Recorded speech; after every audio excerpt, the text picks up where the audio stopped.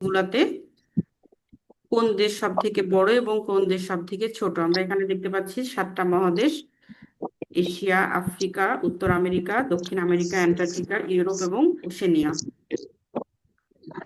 এই 7টা মহাদেশের অবস্থান আমি দেখিয়েছিলাম। আজকে আমরা দেখব এশিয়া মহাদেশ এবং এশিয়া মহাদেশের মধ্যে কি কি দেশ আছে।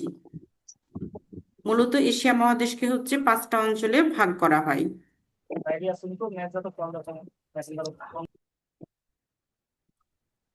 এশিয়া মহাদেশকে মূলত 5টা অঞ্চলে ভাগ করা হয়। এটা হচ্ছে বিশ্ব মানচিত্র। এই মানচিত্রতে দেখেন আমি ছোট ছোট করে কিছু কালার কালার দিয়ে আলাদা আলাদা ভাবে ইন্ডিকেট করে রেখেছি। আহ, প্রথমে এই যে অংশটা, এটা একটা অংশ। ওপরের সাইডে এই এতটুকু একটা অংশ। এই জায়গাটা আর একটা ভাগে ভাগ করা হয়েছে। ওপরের সাইডে শুধু রাশিয়া আছে এবং মিডিলে একটা আমরা দেখতে পাচ্ছি এখানে কিছু দেশ আছে। একেবারে মাঝখানে কয়েকটা দেশ রয়েছে। যে এই 5টা অঞ্চলে হচ্ছে আহ এশিয়া মহাদেশকে ভাগ করা হয়েছে। মানচিত্র পড়ার সময় আমরা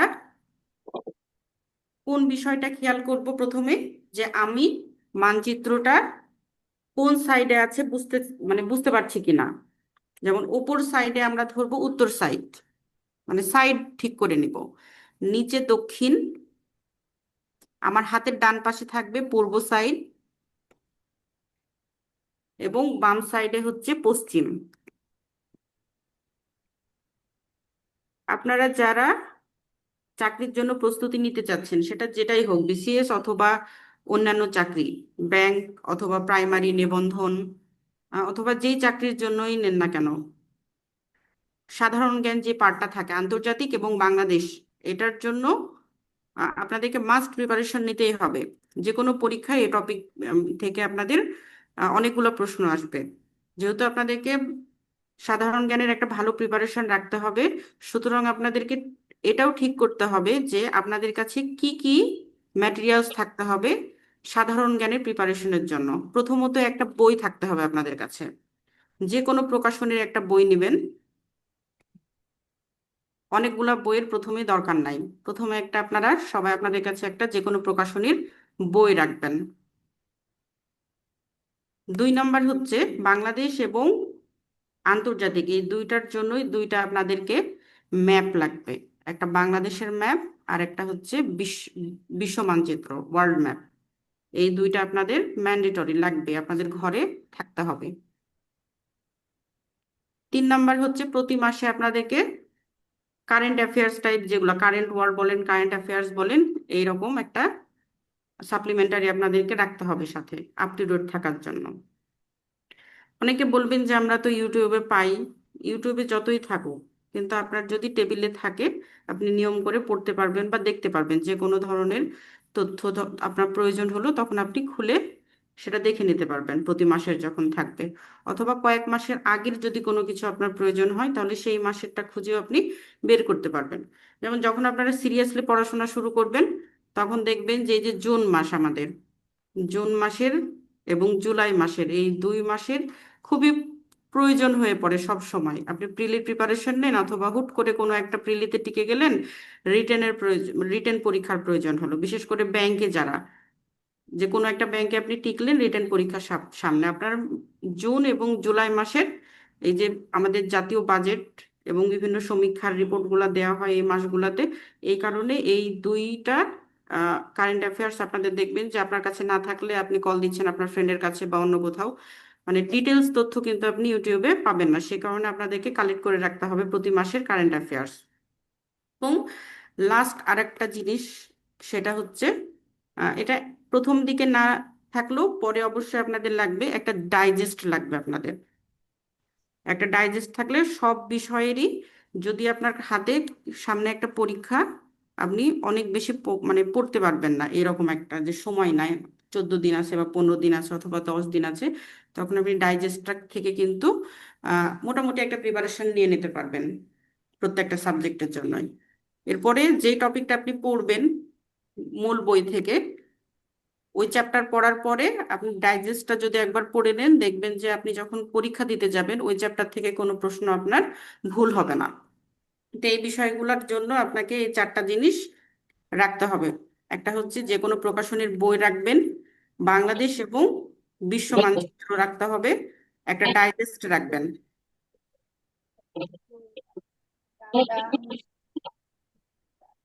মানচিত্রের আমি দিক বলছিলাম যে আমার হাতের ডান সাইড থাকবে পূর্ব দিক এবং বাম সাইড পশ্চিম দিক, ওপরের সাইড হচ্ছে উত্তর এবং নিচে দক্ষিণ।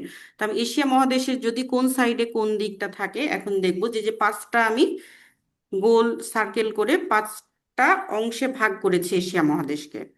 তো এশিয়া মহাদেশকে 5টা অংশে ভাগ করেছি। যে প্রথমে আমি যাব পূর্ব সাইডে। পূর্ব সাইড যেটা, সেটা হচ্ছে এই যে এই অঞ্চলটা হচ্ছে এশিয়ার পূর্ব দিকে অবস্থিত। এইটাকে পূর্ব এশিয়া বলা হয়।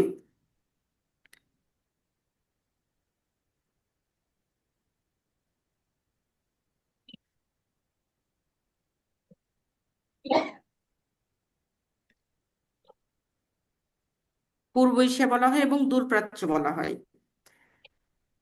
তো এই পূর্ব এশিয়ার দেশগুলোকে দূরপ্রাচ্য কেন বলা হয়? প্রাচ্য শব্দের অর্থ হচ্ছে পূর্ব। প্রাচ্য শব্দের অর্থ পূর্ব, যে পৃথিবীর সব থেকে পূর্বের এই দেশগুলা, এই কারণে এগুলোকে বলা হয় প্রাচ্য।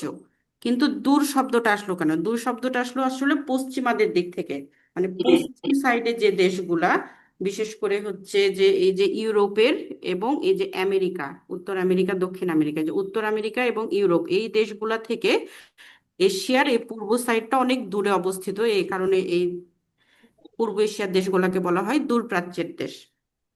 এখন আমরা দেখি যে এই দূরপ্রাচ্যের দেশে কোন কোন দেশগুলো আছে। পূর্ব এশিয়া বা দূরপ্রাচ্যের দেশে কোন কোন দেশ আছে?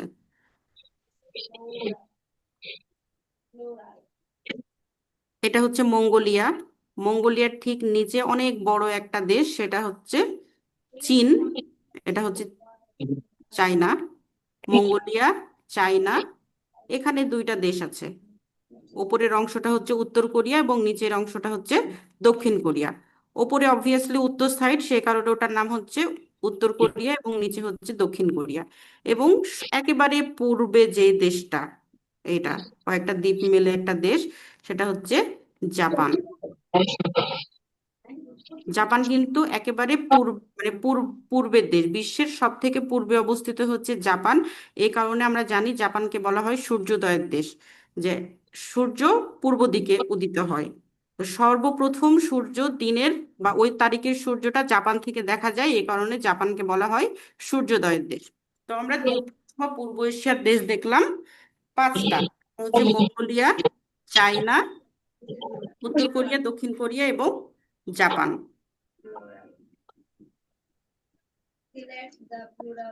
এটা হচ্ছে একেবারে ওয়ার্ল্ড ম্যাপে আছে, ওই কারণে দেশগুলা আলাদা আলাদা করে বোঝা যায় না, আলাদা আলাদা করে আমি দেখাচ্ছি। এই যে এখানে ভালো করে বোঝা যাবে যে এটা হচ্ছে মঙ্গোলিয়া।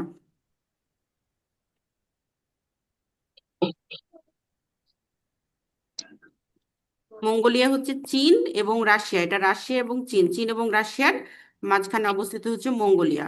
মঙ্গোলিয়া কিন্তু একটা ল্যান্ডলক দেশ। ল্যান্ডলক বলতে এর তীরবর্তী কোনো সমুদ্র নেই। আমরা কিন্তু দেখতে পাচ্ছি এই মঙ্গোলিয়ার চারপাশে কোনো সমুদ্র সৈকত নাই, সমুদ্র আমরা দেখতে পাচ্ছি না, এই কারণে এই মঙ্গোলিয়া হচ্ছে একটা ল্যান্ডলক দেশ।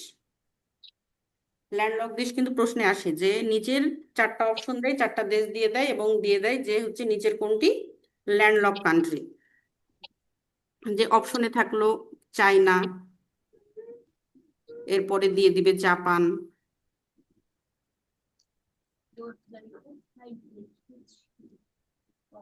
মঙ্গোলিয়া, নেপাল, এই 4টা হচ্ছে অপশনে দিল এবং প্রশ্ন করলো যে নিচের কোনটি ল্যান্ডলক কান্ট্রি। আপনারা মেসেজে বলবেন যে এই 4টা দেশের মধ্যে কোনটা হচ্ছে ল্যান্ডলক কান্ট্রি, মেসেজ করেন।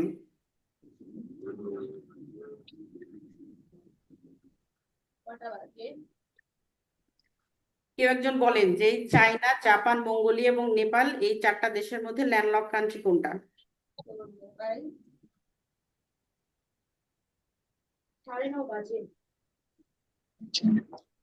আমি কলমের জন্য লিখতে পারতেছি না। আচ্ছা, একজন লিখেছে নিপা আক্তার, মঙ্গোলিয়া। মঙ্গোলিয়া হচ্ছে, আমরা দেখতে পাচ্ছি যে এখনই আলোচনা করলাম, মঙ্গোলিয়া হচ্ছে একটা ল্যান্ডলক কান্ট্রি।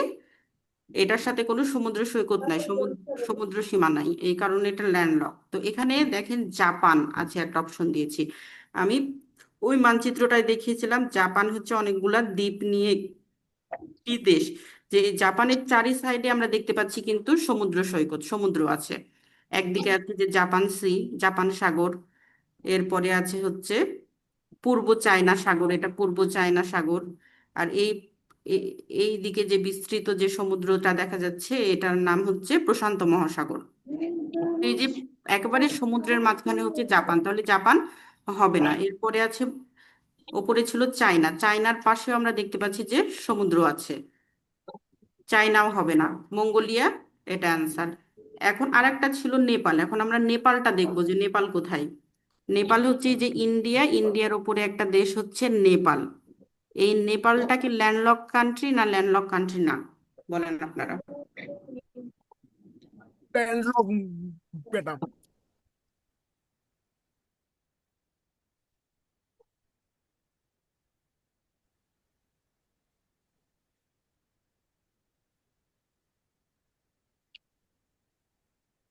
হ্যাঁ, নেপালও হচ্ছে একটা ল্যান্ডলক কান্ট্রি, কারণ নেপালেও আমরা দেখতে পাচ্ছি যে নেপালের চারিপাশে কোনো সমুদ্র সৈকত নেই। এরকম অনেকগুলা দেশ আছে, 14-15টা, যেগুলো হচ্ছে মানে এশিয়া মহাদেশেরই 14-15টা দেশ আছে যেগুলোর সমুদ্রের সাথে কোনো সম্পর্ক নাই। তার ভিতরে মঙ্গোলিয়া একটা, নেপাল একটা, এখানে একটা ভুটান আছে, ভুটানেরও কিন্তু সমুদ্রের সাথে কোনো সম্পৃক্ততা নেই। এরপরে আছে আফগানিস্তান, এই যে আফগানিস্তান এইটা আছে।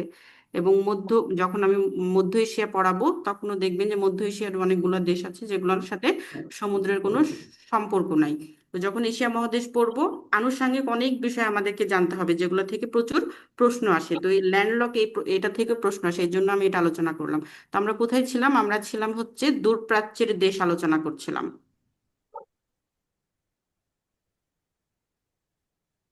দূরপ্রাচ্যের একটা দেশ দেখলাম মঙ্গোলিয়া। এই মঙ্গোলিয়া এবং চায়না, এখানে কিন্তু একটা মরুভূমি আছে। এই মরুভূমির নামটা কেউ জানেন? এরপরে আমি যে দেশটা দেখাচ্ছি এটা হচ্ছে এশিয়া মহাদেশের বৃহত্তম দেশ। এশিয়া মহাদেশের বৃহত্তম দেশ হচ্ছে চায়না। এটা হচ্ছে আয়তনে, কিসে বৃহত্তম, আয়তনে। কিন্তু জনসংখ্যায় হচ্ছে চায়না কিন্তু এখন বর্তমানে বৃহত্তম দেশ না এশিয়া মহাদেশের। জনসংখ্যায় বড় হচ্ছে এখন ইন্ডিয়া, ইন্ডিয়ার জনসংখ্যা এখন সব থেকে বেশি। আর চায়না হচ্ছে বড় হচ্ছে আয়তনে। তাহলে চায়না, মঙ্গোলিয়া পেলাম। এরপরে আমরা দেখব আরো দুইটা পাশাপাশি দেশ, এই যে চায়নার সাথেই, চায়নার পূর্ব পাশে দুইটা দেশ, একটা হচ্ছে নর্থ কোরিয়া আর একটা সাউথ কোরিয়া। চারটা হলো। এরপরে আর একটা দেশ, সেটা হচ্ছে জাপান।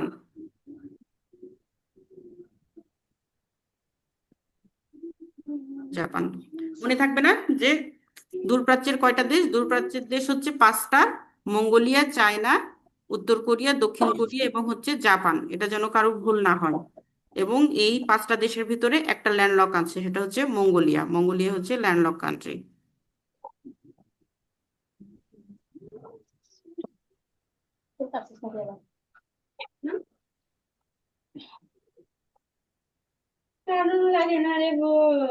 হ্যাঁ, আমরা একটা অঞ্চল দেখে ফেললাম, এই সাইডটা পূর্ব পূর্ব এশিয়ার দেশ। এখন আমরা দেখবো দক্ষিণ এশিয়ার দেশ। দক্ষিণ এশিয়া মানে বাংলাদেশ যে অঞ্চলে অবস্থিত এটাকে বলা হয় এশিয়ার দক্ষিণ অঞ্চল। এই যে এই অংশটা, এটা হচ্ছে দক্ষিণ অঞ্চল। পুরো মানে বিশ্ব মানচিত্রে বারবার আমি আসছি এই কারণে যে আপনারা যেন বুঝতে পারেন যে কোন অঞ্চলের পাশে কোন অঞ্চল বা কোন দেশের পাশে কোন দেশ। প্রত্যেকটা আলাদা আলাদা করে আছে, আমি আলাদা আলাদা করে দেখাবো। এই যে এখানে,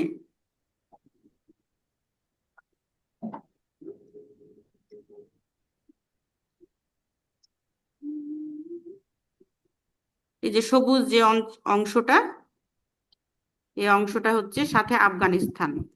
এটা হচ্ছে দক্ষিণ এশিয়ার এই কয়েকটা দেশ। প্রথমে আমি ইন্ডিয়া থেকে শুরু করি, এটা হচ্ছে ইন্ডিয়া। ইন্ডিয়ার উত্তর সাইডে, এই দিক তো উত্তর সাইড, উত্তরে আছে দুইটা দেশ, একটা হচ্ছে নেপাল আর একটা ভুটান। এবং ইন্ডিয়ার পূর্ব সাইডে আছে আমাদের এই যে বাংলাদেশ, বাংলাদেশ আছে। এবং একেবারে নিচে চলে যাই, নিচে দেখবো যে একটা ছোট্ট একটা দেশ শ্রীলঙ্কা দক্ষিণ সাইডে। এবং আরো আর একটা দেশ আছে, নাম লেখা আমরা শুধু দেখতে পাচ্ছি মালদ্বীপস, কিন্তু কোনো কালার দেখতে পাচ্ছি না, কারণ এখানে হচ্ছে অনেক ছোট ছোট দ্বীপ, ছোট ছোট অসংখ্য দ্বীপ নিয়ে এ মালদ্বীপ, এই কারণে কিন্তু এই মালদ্বীপটা দেখা যায় না। তো আমরা দেখেছিলাম যখন পূর্ব এশিয়ার দেশ দেখছিলাম, চায়না হচ্ছে এশিয়া মহাদেশের সব থেকে বৃহত্তম দেশ, এবং এশিয়া মহাদেশের কিন্তু ক্ষুদ্রতম দেশ এই মালদ্বীপ। এই মালদ্বীপ হচ্ছে এশিয়া মহাদেশের ক্ষুদ্রতম দেশ। চায়না আয়তনে বৃহত্তম দেশ, মালদ্বীপ আয়তনে ক্ষুদ্রতম দেশ। এবং জনসংখ্যায় বৃহত্তম দেশ হচ্ছে ইন্ডিয়া, এবং জনসংখ্যায় ক্ষুদ্রতম দেশ হচ্ছে মালদ্বীপ। তাহলে মালদ্বীপ আয়তনও যেমন ছোট, জনসংখ্যাতেও ছোট। আমরা দেখলাম এই দেশগুলো, আর একটা দেশ আছে সেটা হচ্ছে পাকিস্তান। এই যে আফগানিস্তান, পাকিস্তান, ইন্ডিয়া, নেপাল, ভুটান, বাংলাদেশ, শ্রীলঙ্কা, মালদ্বীপ, এই আটটা দেশ হচ্ছে দক্ষিণ এশিয়ার দেশ। দক্ষিণ এশিয়া, এই আটটা দেশ মিলে দক্ষিণ এশিয়া। এই যে এই ছবিটাই শুধুমাত্র দক্ষিণ এশিয়ার দেশগুলো আছে।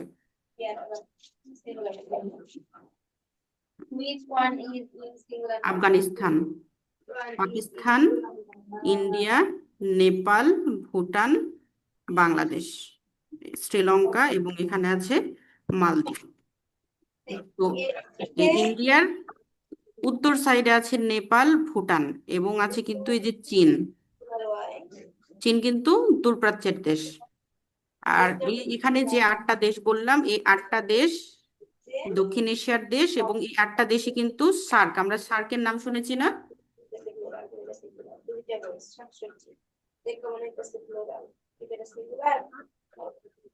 এই সার্কেরও কিন্তু সদস্য এই দক্ষিণ এশিয়ার আটটা দেশ, আটটা দেশ মিলে সার্ক। সার্ক আমাদের জন্য এখন গুরুত্বপূর্ণ, কারণ হচ্ছে সার্কের প্রতিষ্ঠাতা হচ্ছে শহীদ রাষ্ট্রপতি জিয়াউর রহমান। 1985 সালে সার্ক প্রতিষ্ঠিত হয়। সার্কের প্রথম সম্মেলন বাংলাদেশেই হয়েছিল, ঢাকাতে।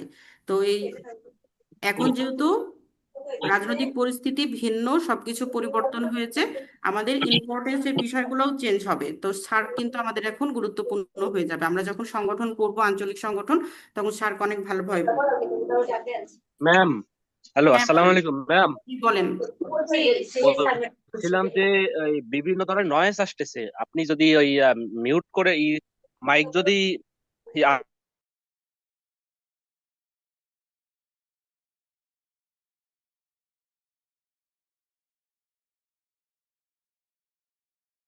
আচ্ছা, মিউট করে দিয়েছে সবাইকে। তো আমরা দেখলাম এখানে হচ্ছে দক্ষিণ এশিয়ার আটটা দেশ, আফগানিস্তান, পাকিস্তান, ইন্ডিয়া, নেপাল, ভুটান, বাংলাদেশ। এই দেশগুলা কিন্তু এক সময় হচ্ছে সবকিছু মিলে কিন্তু ভারতবর্ষ ছিল, ভারতীয় উপমহাদেশ। ভারতীয় উপমহাদেশ থেকে আলাদাভাবে নেপাল, ভুটান অনেক আগেই স্বাধীন রাষ্ট্র হয়। পরবর্তীতে হচ্ছে পাকিস্তান, ইন্ডিয়া এবং বাংলাদেশ, এই তিনটা কিন্তু তিনটা আলাদা আলাদা রাষ্ট্র হয়। একটা মানে কি বলবো, যে সিকুয়েন্স অনুযায়ী প্রথমে হয় হচ্ছে 1947 সালে দুইটা দেশ, ভারত এবং পাকিস্তান, এবং 1971 সালে পাকিস্তান ভেঙে আবার বাংলাদেশ আলাদা একটা স্বকীয় রাষ্ট্র হয়। তো এই মানচিত্রগুলাই যে আলাদা আলাদা যে রাষ্ট্র হওয়ার ফলে মানচিত্র, আমাদের যে সীমানা, এই সীমানাগুলা তৈরি হয়েছে, এই সীমানাগুলা তৈরি হওয়ার সময় অনেক ধরনের সমস্যা তৈরি হয়ে গেছে, সমস্যা থেকে গেছে। ওই যে যখন রাষ্ট্রগুলাই তিনটা রাষ্ট্র সৃষ্টি হয়েছে, সেই সৃষ্টির শুরু থেকেই তিনটা দেশের মধ্যে বিভিন্ন সীমানা নিয়ে ঝামেলা তৈরি হয়েছে। যেমন ইন্ডিয়া এবং পাকিস্তান যখন 1947 সালে ভাগ হয়, তখন কিছু কিছু অংশ নিয়ে, বিশেষ করে এই যে উত্তর সাইডের এই অঞ্চলটা, এটা হচ্ছে কাশ্মীর, কিন্তু এই অঞ্চলটা কাশ্মীর, এই কাশ্মীর নিয়ে ব্যাপক ঝামেলা তৈরি হয়েছিল এই সীমানা নিয়ে ধরনের। আজকের ক্লাসে যদি সময় থাকে, কাশ্মীর নিয়ে আমরা বিস্তারিত আলোচনা করব। এবং এই কাশ্মীরের নিচেই হচ্ছে পাঞ্জাব আছে। পাঞ্জাবের দুইটা অংশ, একটা অংশ হচ্ছে ইন্ডিয়ার মধ্যে পড়েছে, একটা অংশ হচ্ছে পাকিস্তানের মধ্যে পড়েছে। এই অঞ্চল নিয়েও ইন্ডিয়া এবং পাকিস্তানের মধ্যে অনেক ঝামেলা হয়। এরপরে পাকিস্তানের যখন সীমানা নির্ধারণ হয় সে সময় কিন্তু পাকিস্তান এবং আফগানিস্তানের মধ্যে ঝামেলা হয়। এই যে পাকিস্তানের যে দক্ষিণের এই পার্টটা, দক্ষিণের এই অঞ্চলটা, একটা হচ্ছে করাচি এবং এই জায়গাটা যে বেলুচিস্তান, এই জায়গার নাম হচ্ছে বেলুচিস্তান। বেলুচিস্তান হচ্ছে বেলুচদের বাস। এই বেলুচরা কিন্তু পাকিস্তানেও বসবাস করে এবং আফগানিস্তানের এই অংশেও বসবাস করে। এদেরকে যে আলাদা করে দেওয়া হয়েছে বাউন্ডারিতে, এ কারণেই কিন্তু এই আফগানিস্তান এবং পাকিস্তানের মধ্যে ঝামেলা। এই যে দেশগুলো আলাদা হওয়ার সময় সীমানা নির্ধারণ করা হয়েছে, এই সীমানা নির্ধারণের সময় কিছু কিছু জায়গা নিয়ে পার্শ্ববর্তী দেশের সাথে বিভিন্ন ঝামেলা তৈরি হয়েছে। এই ঝামেলাগুলো এখন পর্যন্ত তাদের মানে পার্শ্ববর্তী দেশের সাথে শত্রুতা তৈরি করে, গন্ডগোল তৈরি করে, যুদ্ধের পর্যায়ে চলে যায়। তো এই বিষয়গুলো আমাদেরকে দেখতে হবে। বিশেষ করে এশিয়া মহাদেশে যে ঝামেলাগুলো আছে সেগুলো আমাদেরকে বিস্তারিতভাবে আলোচনা করতে হবে। এই কারণে মানচিত্রটা বোঝা খুবই জরুরি যে কোন সাইডে কি আছে, কোন দেশের পাশে কোন দেশ এবং কোন সাইডে আছে, তার পার্শ্ববর্তী দেশগুলো সম্পর্কে আমাদেরকে আইডিয়া রাখতে হবে খুব ভালোভাবে। আপনাদেরকে বারবার করে বলছি, আপনাদের টেবিলে দুইটা মানচিত্র মাস্ট। দুইটা মানচিত্র একেবারে মানে কি বলবো যে তেনা তেনা করে ফেলতে হবে আপনাদেরকে দেখে। আবার আমি বলছি, দক্ষিণ এশিয়ার দেশগুলো যেন ভুল না হয়। আফগানিস্তান, আফগানিস্তানের পরে হচ্ছে পাকিস্তান, বড় দেশটা হচ্ছে ইন্ডিয়া, ইন্ডিয়ার উত্তরে আছে নেপাল এবং ভুটান আর বাংলাদেশ। তাহলে বাংলাদেশ থেকে কিন্তু নেপাল ভুটানের দূরত্ব খুবই কাছে। এবং বাংলাদেশের দেখেন পূর্ব সাইডেও ইন্ডিয়ার একটা অংশ আছে। তাহলে মিডিলে হচ্ছে বাংলাদেশ, বাংলাদেশের এই সাইডেও ইন্ডিয়া, বাংলাদেশের পূর্ব সাইডেও ইন্ডিয়া, এবং দক্ষিণ সাইডে হচ্ছে মানে সরি হচ্ছে বে অফ বেঙ্গল, মানে বঙ্গোপসাগর। বঙ্গোপসাগর হচ্ছে ভারত মহাসাগরের একটা অংশ। এবং এই পুরাটা সব এই যে পুরা বাউন্ডারি দেখতে পাচ্ছেন দক্ষিণ এশিয়ার, এই দক্ষিণ এশিয়ার পুরা এই বাউন্ডারির ওই পারেই হচ্ছে সব থেকে বড় দেশটা হচ্ছে চায়না। যেহেতু সবগুলা দেশের সাথে চায়না আছে, এই ইন্ডিয়ার এই অংশের সাথে আছে, ভুটানের সাথে আছে, নেপালের সাথে আছে, আবার যে ইন্ডিয়ার সাথে আছে, শুধু ইন্ডিয়ার সাথে নাই, পাকিস্তানের সাথেও এখানে আছে এবং আফগানিস্তানের সাথেও একটু অংশ আছে। তো চায়নার সাথে যেহেতু এতগুলা দেশের বর্ডার আছে, এত বড় একটা দেশের সাথে এই ছোট ছোট দেশগুলার বর্ডার আছে, সুতরাং চায়নার সাথেও এই দেশগুলার একটা সম্পর্ক আছে। এবং আরেকটা জিনিস দেখবেন যে আমি যে বর্ডারটা দেখলাম, এই পুরা এলাকাটায় কিন্তু মাউন্টেন, পাহাড়, পুরা এলাকাটাই হচ্ছে পাহাড়। পাহাড় দ্বারা হচ্ছে চায়না থেকে এই দেশগুলা আলাদা হয়েছে। আর নিচে দুইটা দেশ, একটা হচ্ছে শ্রীলঙ্কা এবং আরেকটা হচ্ছে মালদ্বীপ। দক্ষিণ এশিয়ার এই দেশগুলা আমরা দেখলাম। এরপরে আরেকটা অংশ দেখব, সেটা হচ্ছে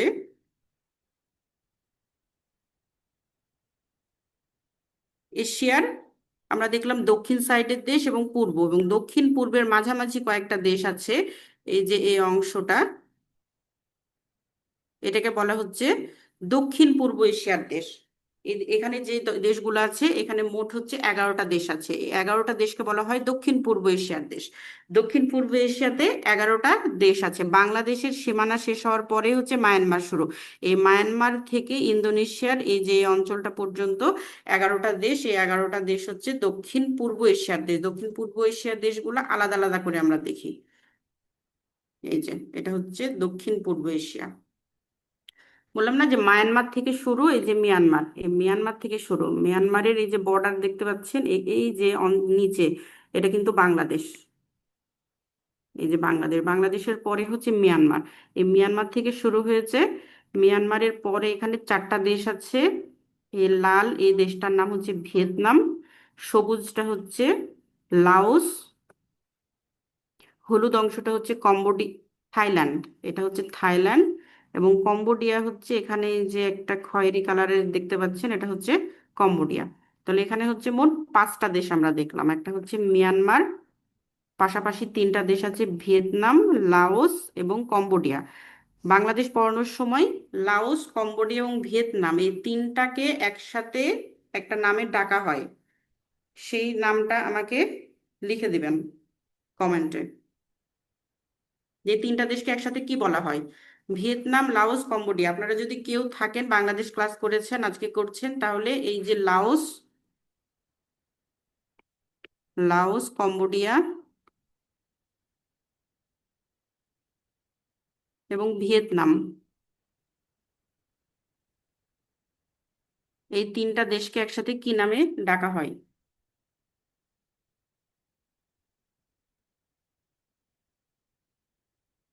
একজন লিখেছে গোল্ডেন ট্রায়াঙ্গেল। আসলে কি গোল্ডেন ট্রায়াঙ্গেল ডাকা হয়? হাসনাত আবরার, উনি লিখেছে ইন্দোচীন। একজন লিখেছে থ্রি টাইগার।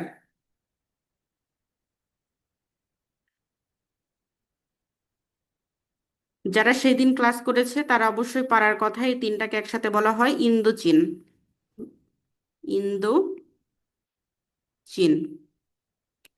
ইন্দোচীন ডাকার কারণ হচ্ছে এই তিনটা দেশই ছিল হচ্ছে ফ্রান্সের কলোনি। ফ্রান্স এই তিনটা, এই তিনটা দেশকে একসাথে বলা হতে হচ্ছে union of Indo China. Indo China, ওই ওই সে সময় থেকে এই তিনটা দেশ একসাথে ইন্দোচীন হিসাবে পরিচিত। এখানে কালচারাল একটা বিষয় আছে যে এটা হচ্ছে, এই যে চীন, এটা এটা কিন্তু চীন। এই চীন এবং এই পাশে আছে বাংলাদেশ পার হয়ে কিন্তু এখানে ইন্ডিয়ার একটা অংশ আছে। এই ইন্ডিয়া এবং চীনের কালচারাল গত যে বৈশিষ্ট্য, সেগুলো এই তিনটা দেশে খুবই প্রকটভাবে দেখা যায়। প্রভাব আছে, ইনফ্লুয়েন্স আছে এই দেশগুলোতে, চীনের এবং ইন্ডিয়ার। এই কারণে এই তিনটা দেশকে বলা হয় ইন্দোচীন। তাহলে ইন্দোচীনের দেশ কোনটা? লাওস, কম্বোডিয়া এবং ভিয়েতনাম। এই প্রশ্নটা অসংখ্যবার আসে যে কোন, নিচের কোনটি ইন্দোচীনের দেশ অথবা নিচের কোনটি ইন্দোচীনের দেশ নয়। যদি দেশ নয় দেয় তাহলে এই তিনটাই অপশনে দিবে এবং অন্য সাথে একটা ভারত অথবা চীনের নাম দিবে। তখন উত্তরটা কিন্তু চায়না অথবা ভারত হবে। তাহলে আমরা এখানে চারটা দেশ দেখলাম। এই চারটা দেশের পরে থাইল্যান্ড। থাইল্যান্ড কিন্তু অনেক নিচ পর্যন্ত এসছে, এই যে এই অংশটা পর্যন্ত হচ্ছে থাইল্যান্ডের অংশ। থাইল্যান্ড যেখানে শেষ হয়েছে সেখান থেকে মালয়েশিয়া, এটা হচ্ছে মালয়েশিয়া। মালয়েশিয়ার নিচে এই ছোট্ট একটা দেশ হচ্ছে সিঙ্গাপুর। থাইল্যান্ডের পরে মালয়েশিয়া, এরপরে সিঙ্গাপুর। এরপরে লাল যে অংশটা দেখছেন, অনেকগুলা দ্বীপ, গাঢ় কালারের, এগুলা।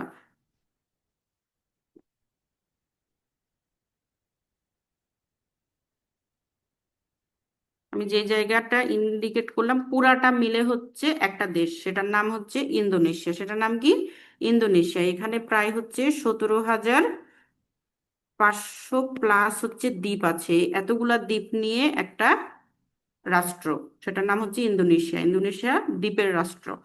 তো এটা হচ্ছে ইন্দোনেশিয়া। এবং ইন্দোনেশিয়া থেকে এখানে দেখেন একটু আলাদা কালারের একটা অংশ আছে, এটার নাম হচ্ছে পূর্ব তিমুর।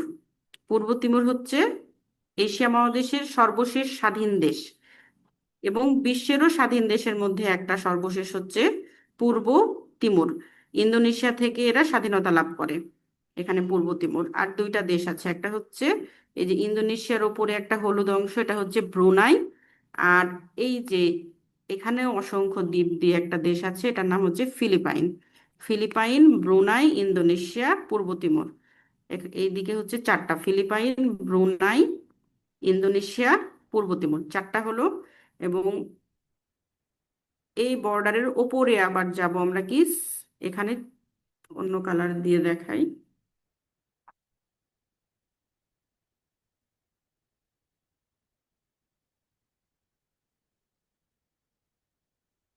হুম। এখানে ইন্দোনেশিয়া আলাদা হয়ে গেল, কিন্তু এর এর মাঝে আমরা একটা জলপ্রবাহ দেখতে পাচ্ছি বা জলরাশি দেখতে পাচ্ছি। এই জলরাশির ওই পারে সিঙ্গাপুর। সিঙ্গাপুরের পরে মালয়েশিয়া। তাহলে মালয়েশিয়া, সিঙ্গাপুর এবং ইন্দোনেশিয়া কিন্তু কাছাকাছি দেশ। এদেরকে বিভক্ত করেছে একটা জলরাশি, একটা প্রণালী। প্রণালী, আবার বলি, প্রণালী হচ্ছে যে এমন একটা চিকন জলরাশি, যে জলরাশির দুই পাশে হচ্ছে ল্যান্ড থাকবে। এই পাশে একটা ল্যান্ড থাকবে, এ পাশে একটা ল্যান্ড। এটা হচ্ছে কোনো দেশ হতে পারে অথবা কোনো মহাদেশ হতে পারে।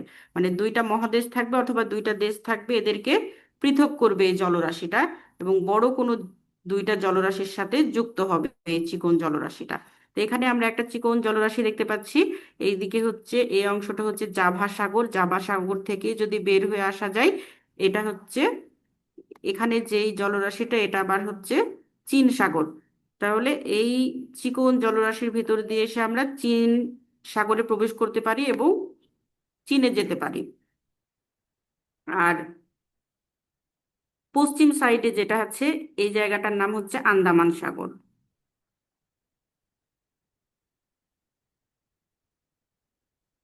তাহলে আন্দামান সাগর এবং চীন সাগর,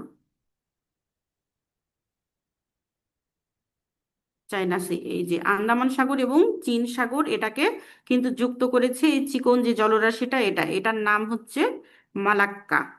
এই জায়গাটার নাম হচ্ছে মালাক্কা, মালাক্কা প্রণালী বা মালাক্কা স্ট্রেট। এই মালাক্কা প্রণালী বিশ্ব রাজনীতিতে অনেক গুরুত্বপূর্ণ একটা প্রণালী, কারণ এই প্রণালী দিয়ে,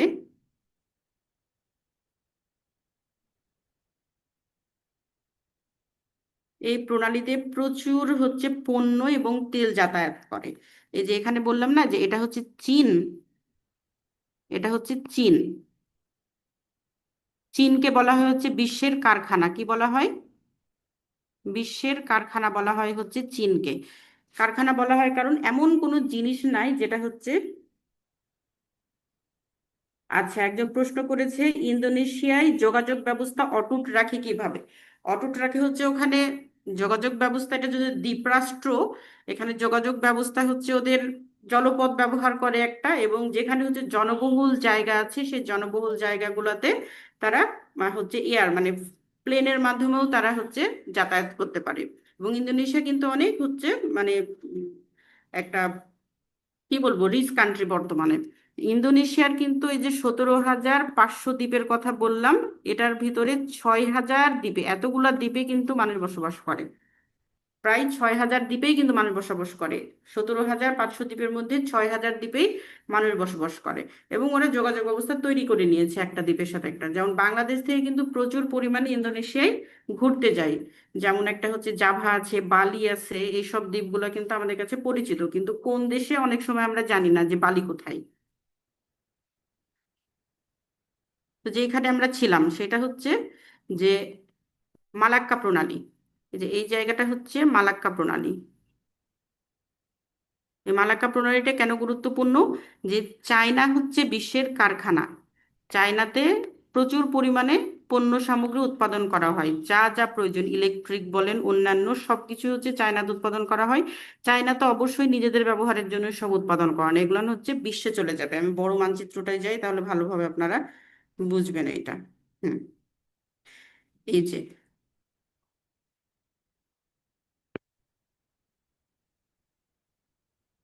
এই যে এটা হচ্ছে চায়না। চায়নার হচ্ছে সব থেকে গুরুত্বপূর্ণ বা বৃহত্তম বন্দর হচ্ছে এইখানে অবস্থিত, এই এইরকম একটা লোকেশনে।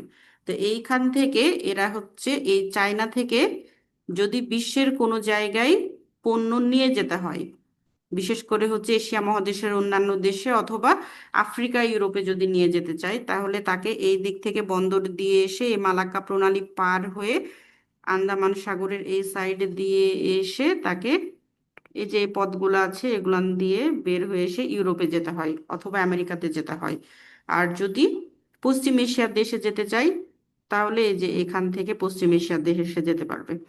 এগুলো তো তার উৎপাদিত পণ্য সে পার করলো। এখন চায়না হচ্ছে জিনিসপত্র উৎপাদন করে, কিন্তু চায়নাতে কোনো প্রাকৃতিক সম্পদ ওইভাবে নাই, যেমন তেল গ্যাস এগুলো কিন্তু চায়নাতে নাই। জ্বালানির জন্য মানে যে কোনো জিনিস উৎপাদন করতে হলে জ্বালানির তার প্রয়োজন, তেল প্রয়োজন কারখানা চালানোর জন্য। তো সে তেল গ্যাস কোথায় থেকে নিয়ে আসবে? তাকে অবশ্যই অন্যান্য দেশ থেকে নিয়ে আসতে হবে। এই চায়নার প্রায় 90%, 90%,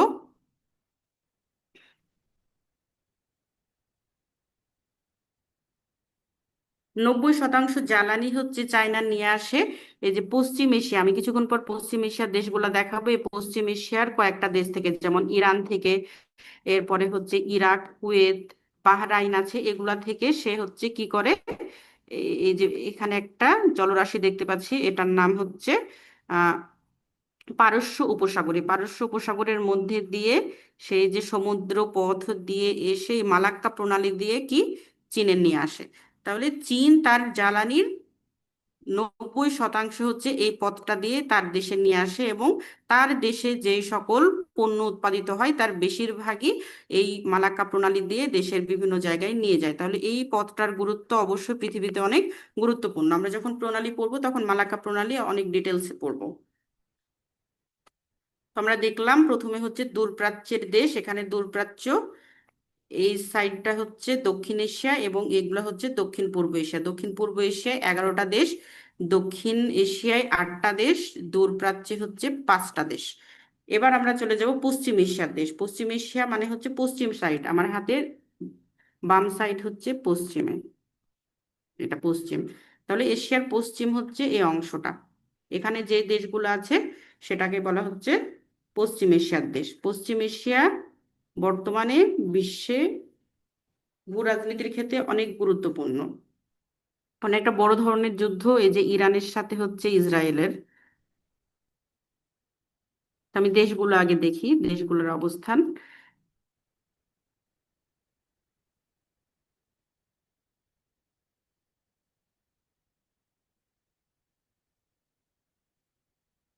এই যে এটা হচ্ছে ইরান।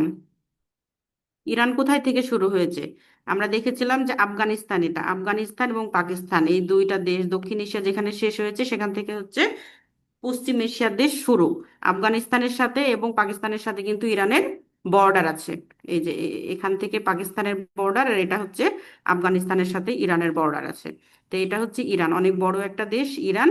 এবং ইরানের প্রায় চারি সাইড কিন্তু পাহাড়, ন্যাচারাল ডিফেন্স হিসেবে কাজ করে এই পাহাড়।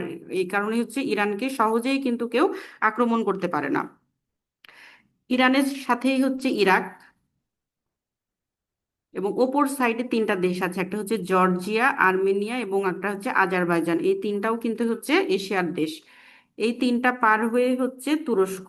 তুরস্ক নিয়ে একটু বলি, তুরস্ক হচ্ছে এশিয়া মহাদেশের দেশ। তুরস্কের একটা শহর হচ্ছে ইস্তাম্বুল, সেই ইস্তাম্বুল শহর কিন্তু দুই ভাগে ভাগ হয়েছে এই যে এখানে একটা প্রণালী আছে, এই প্রণালী দ্বারা। এই প্রণালীর নাম হচ্ছে বসফরাস প্রণালী। এই বসফরাস প্রণালী দ্বারা ইস্তাম্বুল শহর দুই ভাগে ভাগ হয়ে গেছে, একটা ওই পাশে চলে গেছে আর আরেকটা অংশ এই দিকে আছে। তো ইস্তাম্বুল শহর হচ্ছে কিন্তু দুই মহাদেশে অবস্থিত, একটা হচ্ছে এশিয়া মহাদেশে, আর এই যে বসফরাস প্রণালীর ওই পারেই কিন্তু ইউরোপ মহাদেশ। যেহেতু এই প্রণালীর ওই পারের অংশটা পুরাটা ইউরোপ মহাদেশের অংশ, সুতরাং যেই শহরের যে অংশটা হচ্ছে বসফরাস প্রণালীর ওপর দিকে আছে সেটা হচ্ছে ইউরোপের। এই কারণে কিন্তু এই তুরস্ককে বলা হয় হচ্ছে ইউরেশিয়ান কান্ট্রি। তুরস্ককে বলা হয় ইউরেশিয়ান কান্ট্রি শুধুমাত্র ইস্তাম্বুল শহরের একটা অংশ ইউরোপে আছে তাই। তো এইখানে শুধু যে তুরস্ককে বলে তা না, একবারে উল্লেখ করে দেয় যে ইস্তাম্বুল শহরকে কি শহর বলা হয়। ইস্তাম্বুল শহরকে বলা হয় ইউরেশিয়ান, মানে ইউরেশিয়ান অঞ্চল। তুরস্কের এখান শেষেই হচ্ছে সিরিয়া। সিরিয়া পার হলেই, এখানে ভালো করে বোঝা যাচ্ছে না, এটা এখানে আছে ইসরায়েল এবং প্যালেস্টাইন। ইসরায়েল এবং প্যালেস্টাইন, এর সাথে জর্ডান, এবং বাকি যে অঞ্চলটা এখানে আছে এখানেও অনেকগুলা দেশ আছে। এটাতে খুব ভালোভাবে বোঝা যাচ্ছে না, আমি বড় মানচিত্রে চলে যাই। হ্যাঁ, এই যে এটা, ওখানে যেটা আমি দেখালাম এটা এখানে ভালো করে ক্লিয়ারলি আছে এই চিত্রটাই। তো আমরা দেখেছিলাম এটা হচ্ছে ইরান, এই যে এই দেশটা হচ্ছে ইরান। ইরানের ওপরে আজারবাইজান, জর্জিয়া, আর্মেনিয়া। এই যে লাল অংশটা হচ্ছে তুরস্ক, তুরস্কর নিচে হচ্ছে সিরিয়া, ইরাক, জর্ডান। এবং আমি যে যে ইসরায়েল এবং প্যালেস্টাইন ওখানে বোঝা যাচ্ছিল না, এখানে দেখেন যে এই দেশটা হচ্ছে ইসরায়েল এবং প্যালেস্টাইন। নীল কালারের যে অংশ পুরাটাই হচ্ছে ইসরায়েল দখল করে নিয়েছে। ওরা হচ্ছে উত্তর সাইডের একটা ছোট্ট অংশে ছিল, আস্তে আস্তে দখল করতে করতে পুরা প্যালেস্টাইনটাই তারা দখল করে নিয়েছে। এখন প্যালেস্টাইনের দুইটা ছোট ছোট অংশে প্যালেস্টাইনেরা বসবাস করে, একটা হলো এই যে এই অঞ্চল, আর একটা হচ্ছে এটা, এটাকে বলা হয় পশ্চিম তীর। আর জেরুজালেম হচ্ছে এই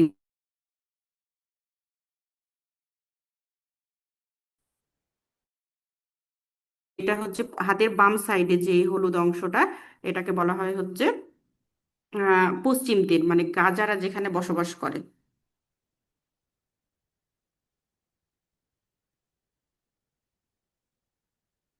আপনারা কি আমার কথা শুনতে পাচ্ছেন?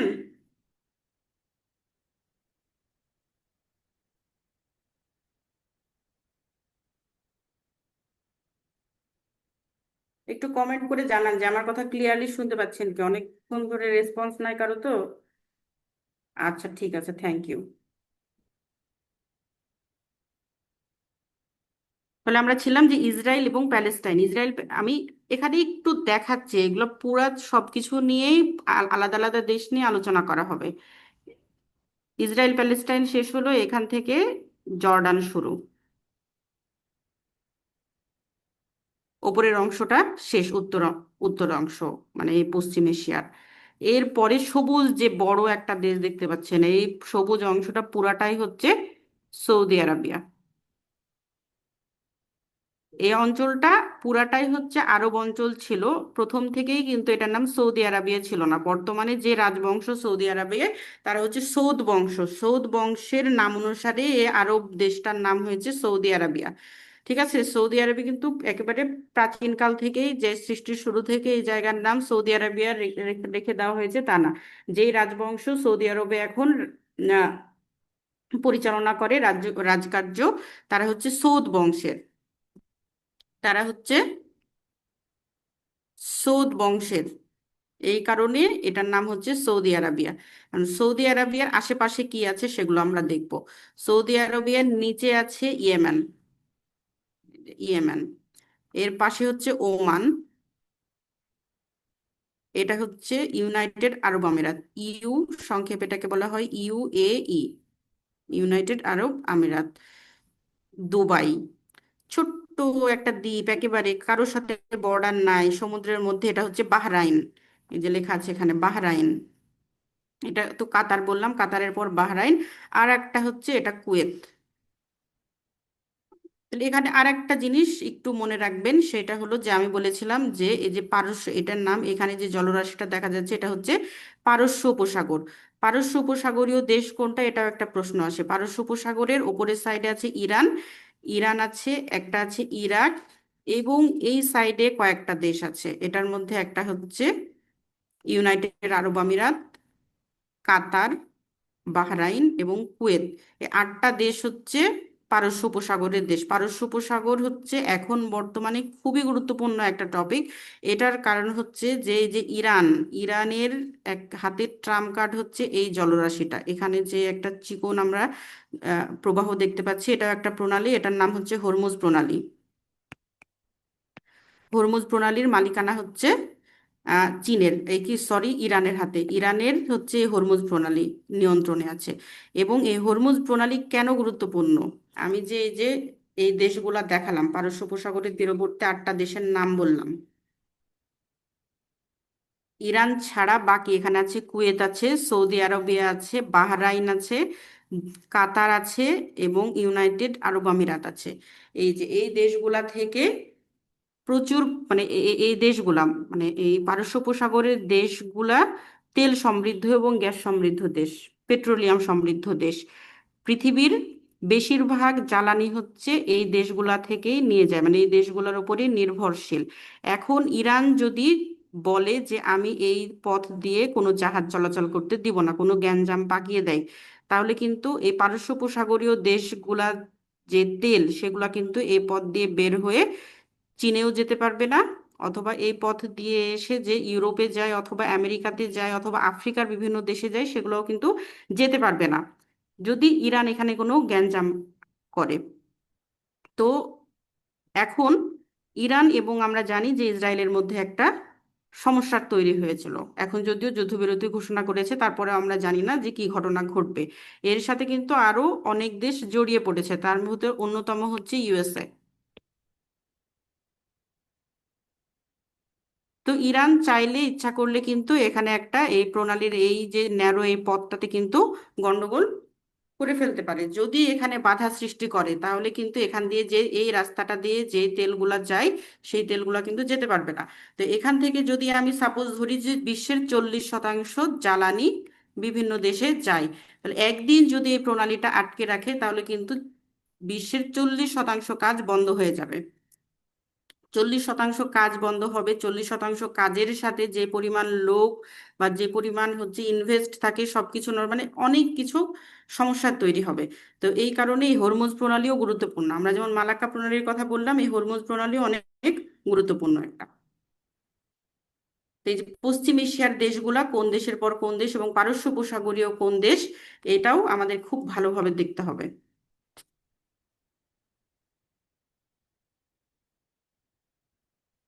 পশ্চিম এশিয়ার দেশ মোট 14টা, এই 14টা দেশ আমরা দেখলাম।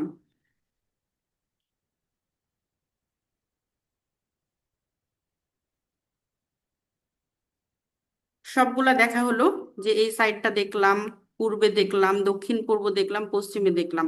এখন মিডিলে কয়েকটা দেশ আছে। এই মিডিলের কয়েকটা দেশ এশিয়ার মধ্যভাগে অবস্থিত হওয়ার কারণে এটাকে বলা হয় মধ্য এশিয়া বা সেন্ট্রাল এশিয়া। এখানে 5টা দেশ আছে। এই 5টা দেশের একটা বৈশিষ্ট্য আছে, সে বৈশিষ্ট্যটা হচ্ছে,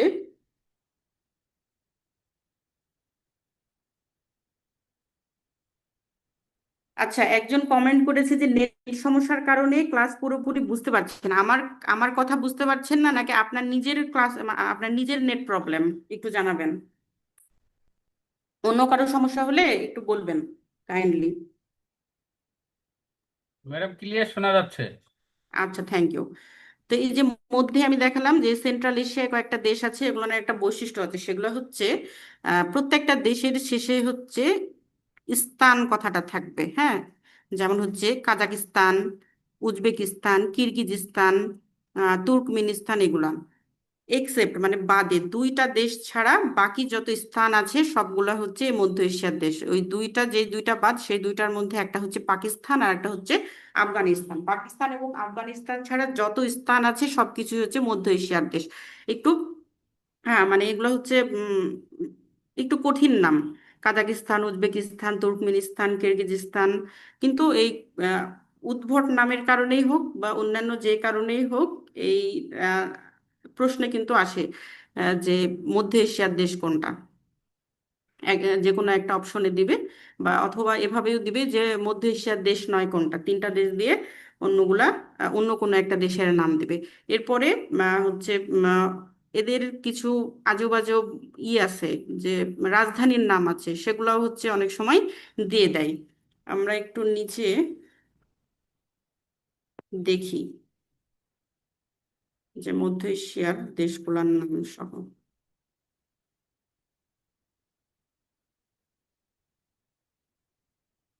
হ্যাঁ, মধ্য এশিয়া যে কাজাকিস্তান, কাজাকিস্তানের রাজধানীর নাম আস্তানা, কিরগিজস্তানের নাম বিজবেক, উজবেকিস্তানের নাম তাশখন্দ। এটা কিন্তু গুরুত্বপূর্ণ, উজবেকিস্তানের রাজধানী তাশখন্দ। তাশখন্দ আমরা জানি যে 1965 সালে এখানে কিন্তু একটা চুক্তি হয়েছিল, তাশখন্দ চুক্তি নামে পরিচিত। এই চুক্তির নাম, সে সময় হচ্ছে ইন্ডিয়া পাকিস্তানের মধ্যে একটা যুদ্ধের পরিস্থিতি তৈরি হয়েছিল। তো জওহরলাল নেহেরু এবং পাকিস্তানের সে সময় যে ক্ষমতায় ছিল, এরা দুইজন মিলে এই যে রাশিয়ার হচ্ছে মধ্যস্থতায়, রাশিয়ার মধ্যস্থতায় এই উজবেকিস্তানের তাশখন্দ নামক স্থানে একটা চুক্তি করে। তো সেই সময় এই যে 1965 সালে কিন্তু এই যে 5টা দেশ, এই 5টা দেশ কিন্তু আহ, সোভিয়েত ইউনিয়নের আন্ডারে ছিল। 1991 সালে এই দেশগুলা আলাদা হয়। 1991 সালে আলাদা আলাদা হয়ে 15টা দেশ হয়। কিন্তু রাশিয়ার সাথে একসাথে ছিল এই দেশগুলা, এই দেশ সহ আরো অনেকগুলা মিলে মোট হচ্ছে 15টা দেশ। মোট 15টা দেশ সোভিয়েত ইউনিয়নের আন্ডারে ছিল। সেই কারণে রাশিয়া হস্তক্ষেপ মানে সেই কারণে না, মানে রাশিয়া সেই সময় হস্তক্ষেপে তাদের মধ্যে একটা চুক্তি করে শান্তি প্রতিষ্ঠার চেষ্টা করেছিল। আর এই উজবেকিস্তান যেহেতু রাশিয়ারই একটা অংশ ছিল, এই কারণে এই শহরটাকে নির্বাচন করা হয়েছে তাশখন্দ।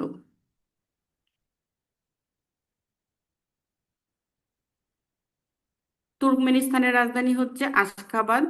তাজিকিস্তানের দুসানবে, এখন কিন্তু এটার নাম দুসানবে নাই, সম্ভবত এটার নাম নূর সুলতান। নূর সুলতান। তাজিকিস্তানের রাজধানী হচ্ছে নূর সুলতান। এটার কারণ হচ্ছে তাজিকিস্তান একটা আজব মানে প্রকৃতির দেশ। এটা হচ্ছে অনেকটা হচ্ছে উত্তর কোরিয়ার মতো। উত্তর কোরিয়া যেমন হচ্ছে ওদের ভিতরের খবর কোথাও জানতে মানে প্রচার করে না, আহ, সবকিছু তারা অনেক হচ্ছে যে মানে কনফিডেন্সিয়াল রাখে, ওই রকম তাজিকিস্তানও ওই রকম, যে একনায়কতন্ত্র চলে। ওখানকার শাসক ছিল হচ্ছে নূর সুলতান। ও অনেকটা হচ্ছে যে মানে ডিক্টেটর টাইপ, মানে নিজে এবং হচ্ছে যে ওই যে মানে নিজের সবকিছু প্রচার করতে পছন্দ করে, তো নিজের নামে রাজধানী রেখে দিয়েছে হচ্ছে নূর সুলতান। এখানকার রাজধানী এবং মুদ্রাগুলো একটু মনে রাখার চেষ্টা করব। কেউ যদি মনে রাখতে মানে কষ্ট হয়, আপনারা মোবাইলে সার্চ দিলে দেখবেন যে অনেক হচ্ছে শর্টকাট পাওয়া যায়। তো আপনার সুবিধা মতো যেটা মনে রাখলে আপনাদের সুবিধা, আপনারা নোট করে নেবেন কিন্তু। তো মোটামুটি ভাবে এশিয়ার দেশগুলো আমরা দেখলাম। এশিয়ার পাঁচটা অঞ্চল, পাঁচটা অঞ্চলের দেশ দেখলাম। এখন এশিয়ার গুরুত্বপূর্ণ একটা দেশ হচ্ছে ইন্ডিয়া, এবং আমাদের পার্শ্ববর্তী দেশ, এশিয়ার জনসংখ্যায় বৃহত্তম একটা দেশ ইন্ডিয়া। এবং ইন্ডিয়া ভূ রাজনীতিতে অনেক গুরুত্বপূর্ণ। ইন্ডিয়া সম্পর্কে আমরা বিস্তারিত আলোচনা দেখবো আজকে। খুব বেশি দেখতে পারবো না, 10টা বেজে গেছে, 15 মিনিট মতো একটু দেখবো। নেক্সট ক্লাসে হচ্ছে বিস্তারিত আমরা দেখবো। এই যে ইন্ডিয়া, এই ইন্ডিয়া হচ্ছে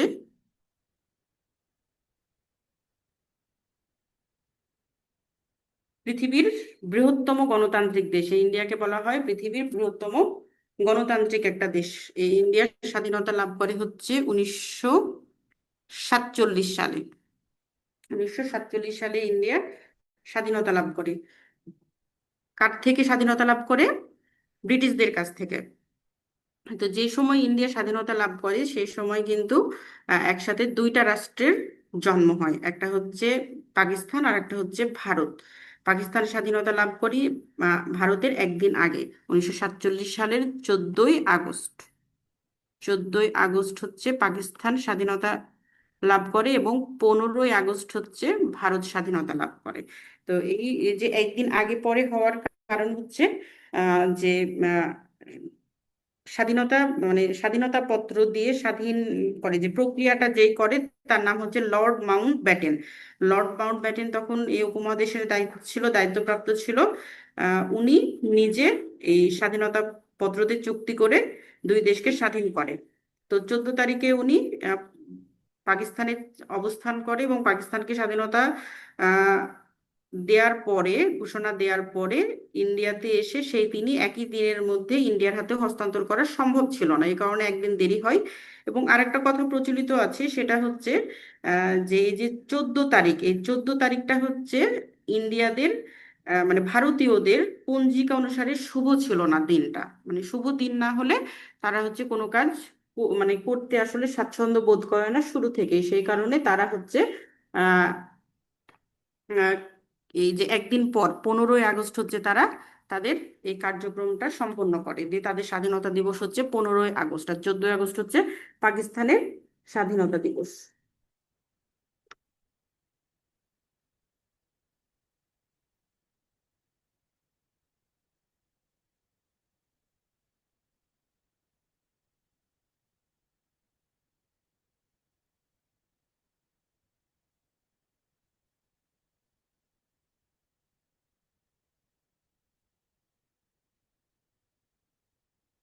আচ্ছা, এরপরে প্রথমে একটু বিস্তারিত আলোচনার আগে আমি একটু ভারতের অবস্থানটা দেখাই। হ্যাঁ, যে বাংলাদেশের সাথে বাংলাদেশটা এখানে আলাদা করতে পারছেন কি একটু দেখেন।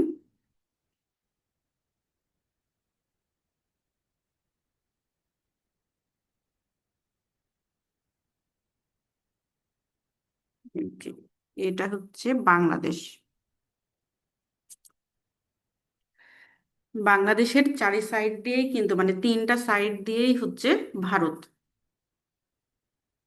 আমরা নাম দেখেছি না, যে বাংলা, বিহার, উড়িষ্যা। তো এই যে এটা হচ্ছে বিহার, এটা বিহার।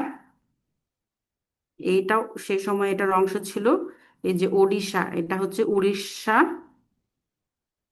এবং বাংলা, এটা হচ্ছে ওয়েস্ট বেঙ্গল। এই যে গোলাপি কালার দিয়ে যেটা দেখাচ্ছে এটা হচ্ছে বাংলা, এবং বাংলাদেশটাও এটার অংশ ছিল। আর আসাম, বাংলা, বিহার, উড়িষ্যা, আসাম, এটা কিন্তু আমরা বাংলার ইতিহাস পড়ার সময় দেখি। তো এই যে এত বড় অংশটা, এটা কিন্তু ছিল হচ্ছে এক সময় যে বাংলাতে যারা, যেসব রাজবংশ বা সুলতানরা শাসন কার্য পরিচালনা করেছে, এবং ব্রিটিশদের একটা ব্রিটিশরা কিন্তু পুরা ভারতবর্ষেই কিন্তু তাদের শাসন কার্য পরিচালনা করেনি, কিছু কিছু অংশ করেছিল, তার মধ্যে এই অংশটা কিন্তু গুরুত্বপূর্ণ, বাংলা, বিহার, উড়িষ্যা এবং আসাম প্রদেশ। তো যেই সকল প্রদেশগুলাতে ব্রিটিশদের কলোনি ছিল, মানে ব্রিটিশদের হচ্ছে মানে ব্রিটিশরা ছিল, সেগুলা ছাড়া বাকি যেগুলা ছিল সেগুলো কিন্তু স্বায়ত্তশাসিত অঞ্চল, মানে ওখানকার রাজাদের দ্বারা পরিচালিত হতো। তার মধ্যে একটা হচ্ছে এই যে ওপরে আমরা দেখতে পাচ্ছি সিকিম, এরপরে এই যে উত্তরের সাইডে আমরা দেখেছি এই যে কাশ্মীরের যে অঞ্চলটা, এইটা একটা। এরপরে ভারতের একটা অংশ আছে ভারত মহাসাগরের মধ্যে, এই যে এখানে ছোট ছোট আমরা দ্বীপ দেখতে পাচ্ছি না, এটাও কিন্তু, এটার নাম কি লেখা আছে দেখেন, যে আন্দামান এন্ড নিকোবর আইল্যান্ড, আন্দামান এবং নিকোবর দ্বীপপুঞ্জ, এখানে যে দ্বীপগুলো আছে এটাও কিন্তু ভারতের অংশ, এই অঞ্চলটা। এরপরে এখানে এই যে কালো দাগ দিয়ে পন্ডিচেরির নাম লেখা আছে। এরপরে আর একটা দ্বীপ আছে লাক্ষাদ্বীপ, এই যে এখানে অনেকগুলা দ্বীপ মিলে লাক্ষাদ্বীপ। এগুলো আরো কয়েকটা অংশ, মোট 8টা অঞ্চল। 8টা অঞ্চল হচ্ছে স্বায়ত্তশাসিত অঞ্চল, মানে এটা ভারতের কেন্দ্র দ্বারা পরিচালিত হয় না। ভারতে আমরা অনেকগুলা কালার দেখতে পাচ্ছি, প্রত্যেকটা আলাদা আলাদা কালার হচ্ছে আলাদা আলাদা হচ্ছে এক একটাকে বলা হয় রাজ্য, স্টেট, আলাদা আলাদা স্টেট। ভারতের সর্বমোট 28টা কেন্দ্রশাসিত অঞ্চল, মানে সরি, আলাদা আলাদা স্বায়ত্তশাসিত অঞ্চল রয়েছে, এবং 8টা হচ্ছে কেন্দ্রশাসিত অঞ্চল রয়েছে। এই যে 28টা বলছে অঞ্চল, প্রত্যেকটা আলাদা আলাদা কালার। শুরু থেকে যদি দেখি, যে রাজস্থান একটা, গুজরাট, এরপরে এটা হচ্ছে মহারাষ্ট্র, মধ্যপ্রদেশ, মধ্যপ্রদেশের কিন্তু রাজধানী যে ভোপাল, ভোপাল হচ্ছে মধ্যপ্রদেশের, এটা উত্তর সাইডে, এই কারণে এটা উত্তরপ্রদেশ। লখনৌ হচ্ছে এটা রাজধানী। প্রত্যেকটা রাজ্যের আলাদা আলাদা রাজধানী আছে। যেমন ওয়েস্ট বেঙ্গলের হচ্ছে, যে এখানে ওয়েস্ট বেঙ্গল, ওয়েস্ট বেঙ্গলের হচ্ছে কলকাতা। এবং আমরা ওই যে সাউথ ইন্ডিয়া বলি না, সাউথ ইন্ডিয়ান মুভি দেখি, তো ওইটা কোন সাইডে, ইন্ডিয়ার অবশ্যই সাউথে অবস্থিত হবে, ইন্ডিয়ার দক্ষিণ সাইডে এই দিক। তাহলে এই যে সাউথে, এই যে এটা হচ্ছে তামিলনাড়ু, কেরালা, কর্ণাটকা, অন্ধ্রপ্রদেশ, তেলেগু। এই যে এই এই অঞ্চলটা হচ্ছে সাউথ, ইন্ডিয়ার হচ্ছে সাউথ। এই যে বাংলাদেশ থেকে অনেক হচ্ছে যে চিকিৎসার কারণে চেন্নাই যায়, এটা হচ্ছে চেন্নাই। অনেক দূর, কিন্তু অনেক দূর পাড়ি দিয়ে কিন্তু এই চেন্নাইয়ে আসতে হয়। তো এই প্রত্যেকটা আলাদা আলাদা, যে বিহার দেখালাম, উড়িষ্যা দেখালাম, এরপর ওয়েস্ট বেঙ্গল, এই দিকে আছে 7টা অঞ্চল। বাংলাদেশের বাংলাদেশের পূর্ব সাইডে 7টা রাজ্য রয়েছে। এই 7টা রাজ্যগুলা কি কি দেখি। আসাম, এটা হচ্ছে আসাম। মেঘালয়, হলুদ অংশটা মেঘালয়। ত্রিপুরা, বাংলাদেশ পড়াতে যে দেখিয়েছিলাম যে ত্রিপুরা, এটা মিজোরাম। মণিপুর, আর একেবারে ওপরে হচ্ছে অরুণাচল। এই 7টা হচ্ছে একেবারে অন্য সাইডে, ইন্ডিয়ার আলাদা সাইডে, বাংলাদেশের পূর্ব সাইডে অবস্থিত 7টা। এই 7টা রাজ্যকে একসাথে হচ্ছে সেভেন সিস্টার্স বলা হয়। এই সেভেন সিস্টার্স এখন বর্তমানে অনেক গুরুত্বপূর্ণ আলোচনার বিষয়। এই সেভেন সিস্টার্স অনেক ভালনারেবল অবস্থায় থাকে সবসময় ভারতের জন্য, কারণ এই সেভেন সিস্টার্সে যাওয়ার জন্য রাস্তা হচ্ছে ইন্ডিয়ার একটাই, এবং খুবই ছোট একটা জায়গা। এই যে বাংলাদেশের বর্ডার থেকে এই যে এতটুকু একটা রাস্তা, 22 কিলোমিটার, মাত্র 22 কিলোমিটার একটা ছোট্ট জায়গা, এই জায়গাটা যদি কেউ দখল করে নেয়, তাহলেই কিন্তু পুরা ইন্ডিয়া, এই যে 7টা রাজ্য, এটা কিন্তু আলাদা করে ফেলতে পারবে এই মূল ইন্ডিয়া থেকে। এরপরে উপরে একটা সিকিম আছে। সিকিম কিন্তু ভারতের অংশ ছিল না। 1947 সালে যখন ভারত স্বাধীন হয়, তখন কিন্তু সিকিম আলাদা রাষ্ট্র ছিল। 1975 সালে সিকিম হচ্ছে ভারতের মধ্যে অন্তর্ভুক্ত হয়। তো মোটামুটি ভাবে ভারতের রাজ্যগুলা এগুলাই একটু দেখবেন। এখন মূল আলোচনায় যাই, যে আমরা ছিলাম কোথায়, যে 1947 সালে 1947 সালে হচ্ছে ভারত স্বাধীনতা লাভ করে। এই ভারত স্বাধীন হওয়ার সময় আরেকটা রাষ্ট্রের জন্ম হয়, একটা হচ্ছে পাকিস্তান। পাকিস্তান এটা হচ্ছে পূর্ব পাকিস্তান, আর এই পাশের অংশটা ছিল পশ্চিম পাকিস্তান। তো পশ্চিম মানে পাকিস্তান হচ্ছে স্বাধীনতা লাভ করে ভারতের একদিন আগে 14ই আগস্ট, এবং ভারত হচ্ছে 15ই আগস্ট স্বাধীনতা লাভ করে। ভারত 1947 সালে মানে স্বাধীন হলেও ভারতের স্বাধীনতার অনেক বছর পর 1953 সালে সম্ভবত, 50 সালে, 1950 সালে 3 বছর পর, মোট 3 বছর পর হচ্ছে সংবিধান রচনা করা হয়। তারপরে হচ্ছে সংবিধান অনুযায়ী আহ ভারত হচ্ছে যুক্তরাষ্ট্রীয় সরকার গঠন করা সংবিধান অনুযায়ী চলে। কিন্তু এই 3 বছর কিন্তু ভারত 1947 সালে স্বাধীনতা লাভ করলেও এই 3 বছর ব্রিটিশদের অধীনে শাসন কার্য পরিচালিত হয়েছিল। লর্ড মাউন্টব্যাটেন ক্ষমতা হস্তান্তর করে দিলেও উনি 3 বছরের জন্য এখানে থেকে গেছিল, মানে রাষ্ট্রপ্রধান হিসাবে। এই সময় ইন্ডিয়া মানে পরিচালনা হচ্ছে ডোমিনিয়ন অফ ইন্ডিয়া নামে। আর 1935 সালে ভারত পরিচালনার জন্য ব্রিটিশ সরকার একটা তাদের পার্লামেন্টে আইন পাশ করেছিল, ভারত শাসন আইন নামে। এই 1935 সালের আহ, ভারত শাসন আইন দ্বারাই এই 3 বছরও ভারত পরিচালিত হয়েছিল, যতদিন ভারতের সংবিধান রচনা করা হয়েছিল না। 1935 সালে ভারত শাসন আইন অনুসারে 1935 সালের ভারত শাসন আইন অনুসারে হচ্ছে ভারত পরিচালিত হয়েছে 1950 সাল পর্যন্ত। তারপরে যখন 1950 সালে ভারতের সংবিধান রচিত হয়ে গেল, তারা একটা প্রজাতন্ত্র প্রতিষ্ঠা করলো। কি প্রতিষ্ঠা করলো? তারা প্রজাতন্ত্র প্রতিষ্ঠা করলো। হ্যাঁ, হ্যাঁ, প্রজাতন্ত্র প্রতিষ্ঠার মাধ্যমে এটা হচ্ছে মানে রাষ্ট্রপতি হবে রাষ্ট্রপ্রধান, এবং সরকার প্রধান হবে প্রধানমন্ত্রী। আর এটা হবে হচ্ছে একটা মানে যুক্তরাষ্ট্রীয় সরকার। যুক্তরাষ্ট্রীয় সরকার 2 ধরনের হয় কিন্তু। একটা হচ্ছে ওই যে আমেরিকার মতো, যে কেন্দ্র থেকে সব পরিচালিত হবে, কিন্তু আলাদা আলাদা অংশে ভাগ থাকবে শাসন কার্য পরিচালনার জন্য। আর ইন্ডিয়ার যুক্তরাষ্ট্রীয় সরকার পদ্ধতি এটা কেমন, যে এই যে আমরা 28টা রাজ্য দেখলাম, ইন্ডিয়ার 28টা রাজ্য দেখলাম, এই রাজ্যগুলো কিন্তু এক একটা মানে অন কাইন্ড অফ আলাদা আলাদা স্টেট, মানে রাষ্ট্র।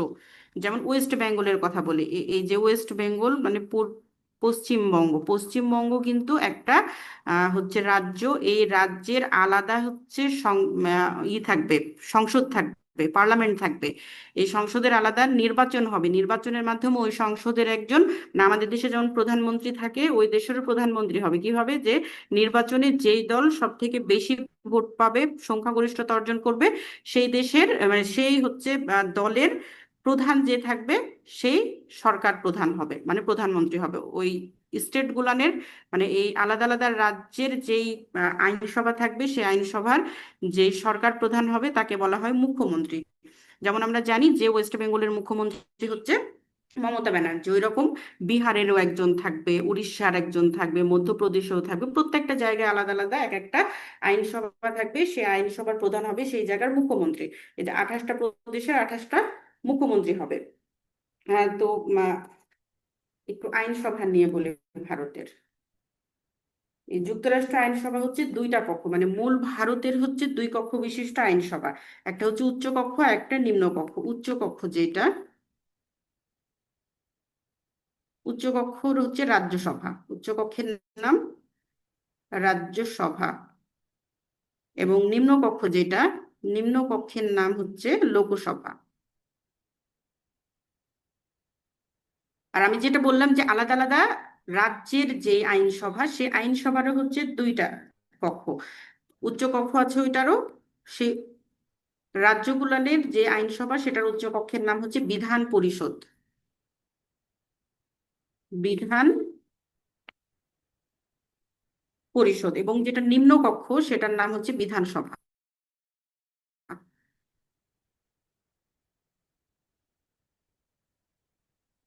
আমরা আজকে দেখবো একটু বিধানসভা, লোকসভা এবং রাজ্যসভা সম্পর্কে। বিধানসভাটা হচ্ছে যে উম, আহ, আহ, যেহেতু ভারতে অনেকগুলো মানে রাজ্য রয়েছে এবং রাজ্যগুলো স্বায়ত্তশাসিত, মানে প্রত্যেকটা আলাদা আলাদা স্বায়ত্তশাসন দেওয়া হয়েছে।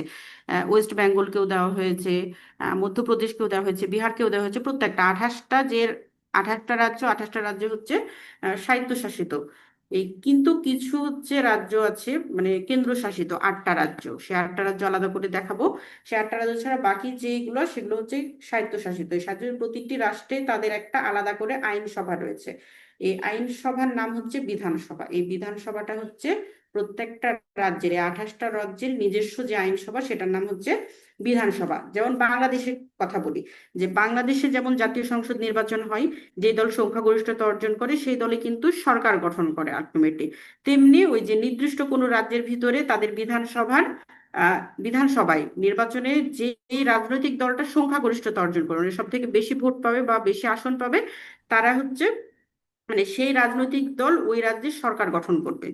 যেমন এখন মমতা ব্যানার্জির হচ্ছে তৃণমূল কংগ্রেস হচ্ছে সংখ্যাগরিষ্ঠতা ওয়েস্ট বেঙ্গলে আহ, অর্জন করার কারণে তারা হচ্ছে সরকার গঠন করেছে, এবং তাদের দলের যে প্রধান মমতা ব্যানার্জি তিনি হচ্ছে ওই বিধানসভার প্রধান এবং মুখ্যমন্ত্রী, তার নাম হচ্ছে মুখ্যমন্ত্রী। এই নির্বাচনটা হয় হচ্ছে 5 বছর পর পর।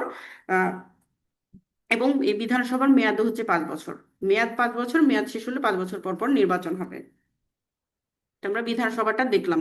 এবার একটু লোকসভাটা দেখবো, যে লোকসভা হচ্ছে কি। লোকসভা হচ্ছে পুরা যে 28টা স্টেট আছে, মানে ভারতের পুরা ভারতের যে আইনসভা তার যে নিম্ন স্তর সেটার নাম হচ্ছে লোকসভা। এই মূলত এটি হচ্ছে ভারতের আইনসভার প্রধান অংশ। পুরা ভারতের আইনসভার হচ্ছে মূল অংশ এই যে লোকসভা। আহ, এই লোকসভার আসনগুলা হচ্ছে পুরা ভারত থেকেই হবে।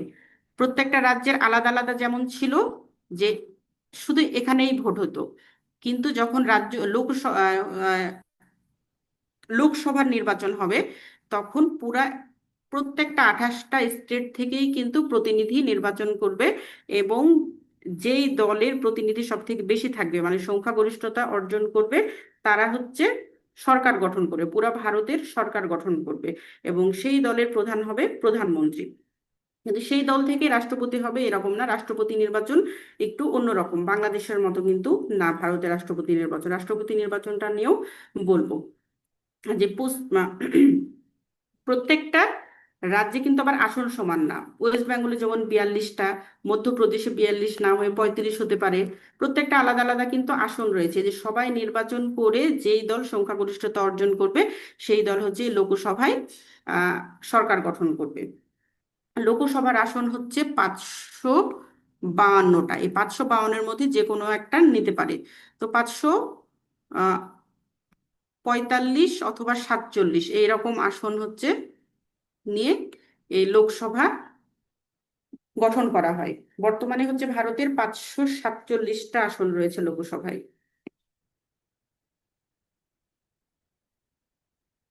বর্তমানে ভারতের যে লোকসভা সেটাই হচ্ছে 547টা আসন আছে। এর মধ্যে 547টার মধ্যে 543টা হচ্ছে নির্বাচিত প্রতিনিধি, এবং বাকি যেগুলো আছে সেগুলো হচ্ছে মানে রাষ্ট্রপতি নির্বাচন মানে মনোনীত।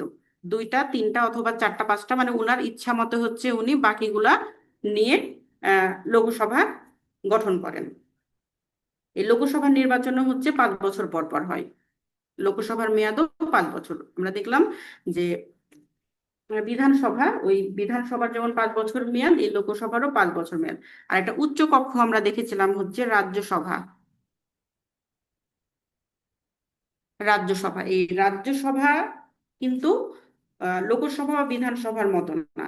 এর আসন হচ্ছে 250টা। এই 250টার মধ্যে 238টা হচ্ছে নির্বাচিত প্রতিনিধি দের দ্বারা গঠিত হবে। আর বাকি যে সংখ্যাটা আছে, বাকি 12 জন, এই 12 জনকে রাষ্ট্রপতি মনোনয়ন করবে এক বিশেষ বিশেষ ক্ষেত্রের জন্য। যেমন হচ্ছে শিল্প, সাহিত্য, বিজ্ঞান এবং সমাজসেবা, এসব ক্ষেত্রে যারা গুরুত্বপূর্ণ ভূমিকা পালন করে ভারতের, তাদের মধ্য থেকে এই 12 জনকে নির্বাচন করবে এই রাজ্যসভার জন্য।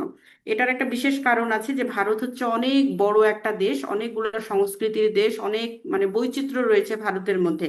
তো যদি শিল্প, সংস্কৃতি, বিজ্ঞান এসব যে ক্ষেত্র থেকে ভালো ভালো মানুষদেরকে ল মেকিং এর জায়গায় নিয়ে না আসা হয়, তাহলে এসব ক্ষেত্রে কিন্তু পিছিয়ে যেতে পারে ভারত, শিল্প, সাহিত্য এবং বিজ্ঞানের ক্ষেত্রে, সমাজ সেবার ক্ষেত্রে। এই কারণে রাষ্ট্রপতি মনোনীত 12 জনকে এই বিশেষ বিশেষ ক্ষেত্র থেকে নির্বাচিত করা হয় রাজ্যসভায়। রাজ্যসভার মেয়াদ কিন্তু 5 বছর না।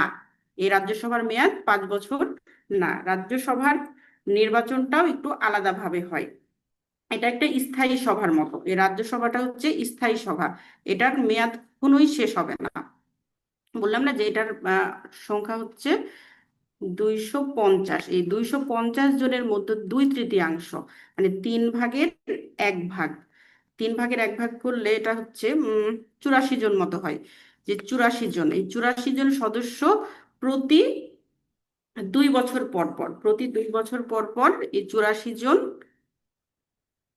অবসরে যাবে, এবং আরো নতুন 84 জন যুক্ত হয়ে 250 জন গঠন করবে। এই 250 জনের মধ্যে যাদের মেয়াদ আবার 2 বছর হয়ে যাবে, সেই 84 জন অবসরে যাবে, এবং নতুন হচ্ছে 84 জন সদস্য এই রাজ্যসভায় যুক্ত হবে।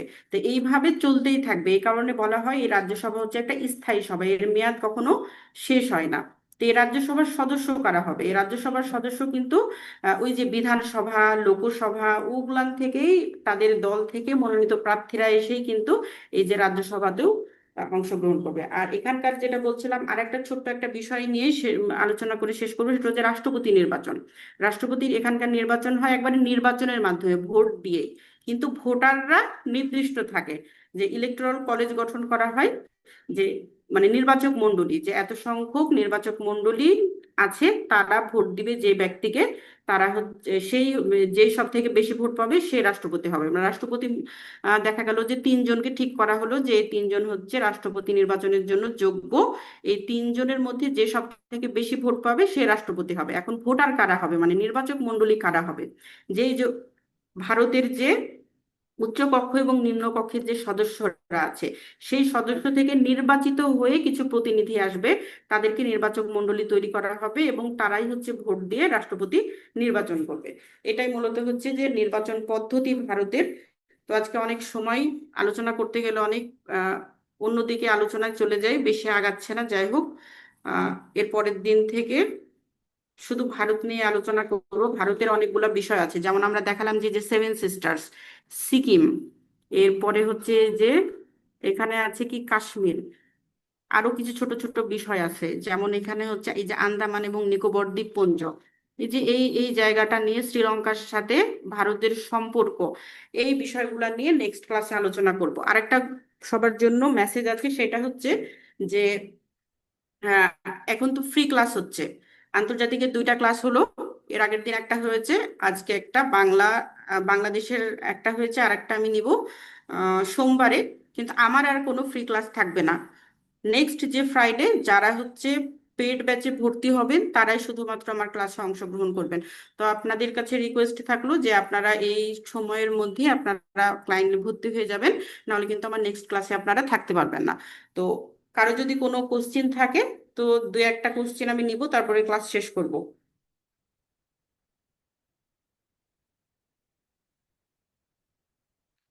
250টা একটু বলেন। 250 মানে আমি বললাম যে এই যে 250 হচ্ছে ভারতের যেই উচ্চ কক্ষের নাম হচ্ছে রাজ্যসভা।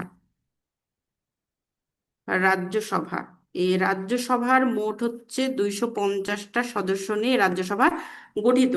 এই রাজ্যসভা মানে যে সদস্যগুলা, এই সদস্যগুলা আসে হচ্ছে যে ওর যে বিধানসভা আছে, বিধানসভা মানে প্রত্যেকটা আলাদা আলাদা স্টেটের যে আইনসভা, পার্লামেন্ট, সেখানকার যে সদস্যগুলা, এবং লোকসভা, লোকসভা পুরা ভারতের যে আইনসভা, লোকসভা, এখানে যারা নির্বাচিত হয়, এই এই এই 2 সভা থেকে নির্বাচিত প্রতিনিধি, মানে তাদের দল থেকে মনোনীত প্রতিনিধিরা আসে হচ্ছে এই রাজ্যসভায়, দিয়ে 250 জনকে পাঠায়। তারা 250 জনকে, বিভিন্ন দলের 250 জন আসে। এই 250 জনের মানে 3 ভাগে ভাগ করা হয়, দিয়ে এক ভাগে পড়ে হচ্ছে 84 জন করে। প্রতি 84 জন 2 বছর পর পর অবসরে যাবে, এবং আরো নতুন 84 জন ওই যে লোকসভা এবং বিধানসভা থেকে এখানে পাঠানো হবে। এভাবে প্রতি 2 বছর পর পর 84 জন করে পরিবর্তন হয়। এই জন্য বলা হয় যে রাজ্যসভার পদগুলো হচ্ছে মানে হচ্ছে রাজ্যসভা হচ্ছে স্থায়ী, এটার কোনো নির্দিষ্ট মেয়াদ নাই। আর কোনো প্রশ্ন? লাস্ট ফ্রি ক্লাস বৃহস্পতিবার পর্যন্ত চলবে, কিন্তু আমার নেক্সট ক্লাস যেহেতু ইন্টারন্যাশনালের হচ্ছে শুক্রবারে, সেহেতু আপনারা আর আমার ফ্রি ক্লাস পাবেন না। আজকে ইন্টারন্যাশনালের উপরে লাস্ট ফ্রি ক্লাস আপনারা পাবেন বৃহস্পতিবার পর্যন্ত। আগামীকাল রাত 9টাতেও ক্লাস হবে। আহ, আগামীকাল বিজ্ঞান অথবা ইংলিশ ক্লাস হবে, সম্ভবত ইংলিশ ক্লাস হতে পারে অথবা বিজ্ঞান ক্লাস। তো 9টাতেই ক্লাস হবে। চিকেন নেকের অবস্থানটা একটু দেখান। চিকেন নেকের অবস্থানটা তো আমি দেখাইলাম। চিকেন নেক হচ্ছে যে ভারত, বাংলাদেশটা আগে বুঝেন। বাংলাদেশের এই যে মানচিত্র, বাংলাদেশের পূর্ব সাইড, এইদিকে পূর্ব না, বাংলাদেশের পূর্ব, বাংলাদেশের এদিকে উত্তর এবং এদিকে পূর্ব, এই যে উত্তর পূর্ব সাইডে 7টা রাজ্য আছে। এই 7টা রাজ্য হচ্ছে মূল ভারত থেকে এই যে এতটুকু অংশ দিয়ে যুক্ত। এই অংশটাকে বলা হয় হচ্ছে, মুরগির নেকের সাথে তুলনা করা হয়, মানে মুরগির গলার সাথে তুলনা করা হয়। এটা হচ্ছে মুরগির মাথা, আর মুরগির পুরা বডি হচ্ছে এটা, মানে পুরা মুরগির সাথে তুলনা করে এই যে নেক দ্বারা যুক্ত হয়েছে এই 7টা রাজ্য, এই কারণে বলা হয় চিকেন নেক, বা হচ্ছে আহ, এই 7টা রাজ্যকে বলা হয় হচ্ছে সেভেন সিস্টার্স। মানে মূল ভারতের অংশ থেকে ভারতের যে 7টা রাজ্য যুক্ত হয়েছে যে অংশটার সাহায্যে, মানে যে অঞ্চলটা দিয়ে, এটাকে বলা হয় chicken neck. Chicken neck, seven sisters, Sikkim, এই যে এই অঞ্চলটা নিয়ে আগামীকাল, মানে আগামী ক্লাসে আলোচনা হবে। আগামী ক্লাসে যারা যারা থাকবেন তারা বাকি আলোচনাটা, মানে ইন্ডিয়ার আলোচনা আগামী ক্লাসে শেষ করব। চিকেন নেক, এরপরে সেভেন সিস্টার্স, সিকিম, এখানে আছে হচ্ছে কাশ্মীর, আন্দামান, এগুলো নিয়ে আলোচনা করব। তো সবাইকে ধন্যবাদ, কষ্ট করে অনেক রাত পর্যন্ত আপনারা আছেন। আমি ক্লাস শেষ করলাম।